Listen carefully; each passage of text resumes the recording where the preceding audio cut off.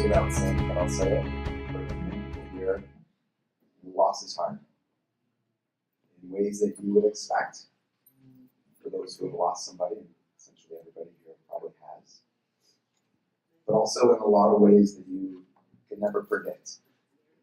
And I know for myself, and probably for my mom, Dana, Jackie, and Joel, and the kids, more so over the last few weeks as time passes. So whether it be sudden or drawn out, old or young, I think the end result is always that there's going to be a void there. So a night like tonight, as this, the people, the stories, the memories, they're going to go a long way in helping us fill that hole with the feelings of joy, appreciation, and love. And as Joel said, our family will be forever grateful for each of you attending, participating, not just in Dad's celebration, but also as part of our healing process as a family. We've heard tonight how Dad impacted those around him. And I think if you just take a look around, I had an expectation that it was probably going to be busy tonight, and there was going to be a lot of people. And I'm still not sure I expected this, so thank you everybody for being here tonight and coming out and just being an expression of what his life was. So what I want to share with you tonight, very briefly, is just a few lessons that he's taught me in hopes that his legacy can live in you and even in your families. So here's 10 lessons that I've learned from my dad's life. Number 1, work hard.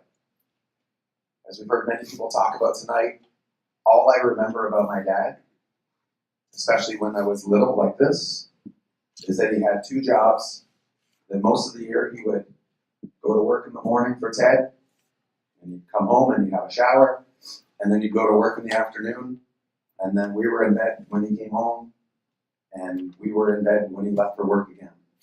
And he'd repeat that over and over and over again all summer, and really it was only when the winter came where he wasn't doing concrete that he was able to actually probably sleep and do other things that he loved to do. So number 1, work hard, and I think that maybe more than any of these, that's been passed down to both Joel and myself, and something that we try to express. Number 2, Joel's done a much better job at this. Have fun.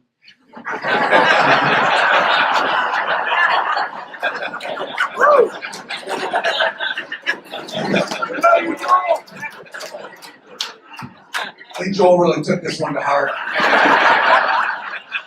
This was a big lesson for him. He really went for it. So, the hockey tournaments, the ball tournaments, the Challenge Cup. I remember being out at the regional center.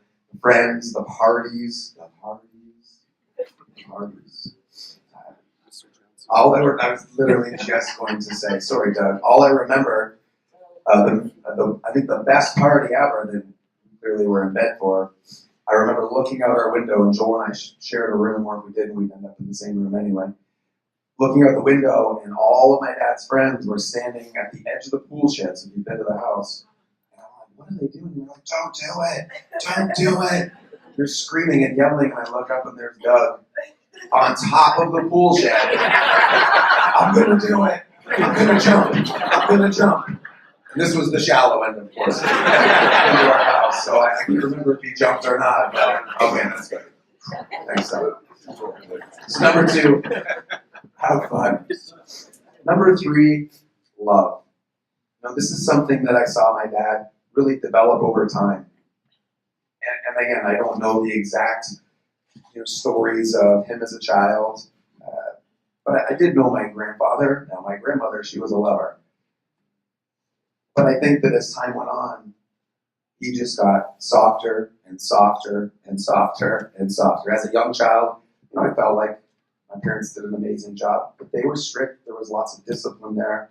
And as time went on, he just got easier and easier and easier to manipulate. And it was fantastic. Really, I think Joel took most of the advantage of that. I was already gone to university, and Joel really, again, that goes back to number 2, the have fun. But I never wondered, if Dad loved us.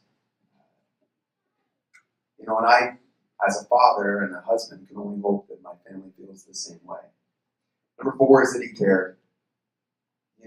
Anybody who's had an interaction with him knows that he knew your kids' names. He knew who they played hockey for, when their last game was. Heck, he probably knew their stats. And he shared it every Wednesday morning with Ziggy, the whole town. He showed an interest in your life. Whether he just met you or whether he had known you for the last 40 years, he truly cared about people. He listened. Dad wasn't a talker. Not a talker. Wasn't a talker. But he did listen. Now, Mom says it was selective. But I felt like he paid attention. And I know that because he made you feel heard. He would ask you again how the day went or how that workshop went or how the kids were doing in sports. He was a great listener. Maybe the one that has impacted me the most over the last couple weeks, I was talking actually with Diane, and she had commented on this about how humble he was. And I started to think about it. And Joel's extremely humble. And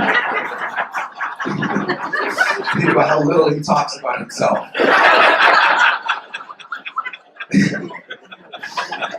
But even that said,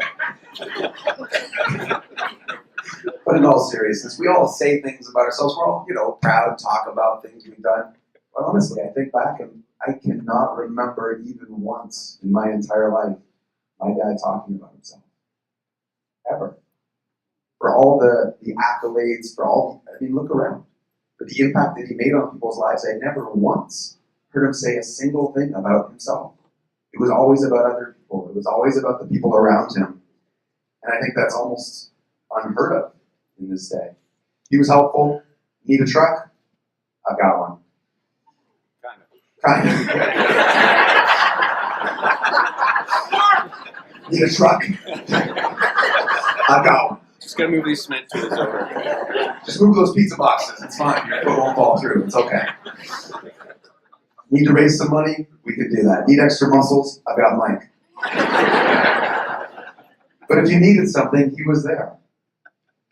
Whether it be volunteering or volunteering Joel and I to do what you needed, somebody from the Richards family was going to be there to help you. He was content. This is the one that really has stuck with me. People ask me about, were you surprised? Were you shocked? Of course, it's shocking, it's surprising, we're sad. But honestly, I think my dad was the most content person that I've ever met. I have dreams of, changing the world. Joel has dreams of, helping millions of people. We have these aspirations, as do many people. And it's not to say he probably didn't have aspirations, but he was living them. He had no dreams of being anywhere other than where he was. Playing hockey twice a week, golfing 5/7 times a week, drinking every Wednesday with his buddies, hanging with his grandkids, going on Thursday grocery runs with Mom. There was nowhere that he would rather be than exactly where he was, and I feel like that's a lesson for me, and probably a lesson for all of us, to just be content with where we are in our lives and the people that we're with, and to be happy in this moment. Last couple here, guys. To treat people with respect. We've heard about his work at the regional center and how he cared. And from the moment we were young, I remember the boys from the regional center coming to the pool to swim. And one of the things that both Mom and Dad had told us was, these people, these men, these boys are to be treated with respect. They're to be treated like anybody else. And so as 4-year-old, 5-year-old, 7, 8, 9, 10, to hear that from our parents and to see, people that other people might look at as different or other people might look at as odd or weird, to know that they were just like us and they were to be treated just like us, regardless of their ability, of their race, of any characteristic. And that leads me to the last one. And this is the one for all of us, I think, that everybody can learn from my dad, and that's simply to be kind.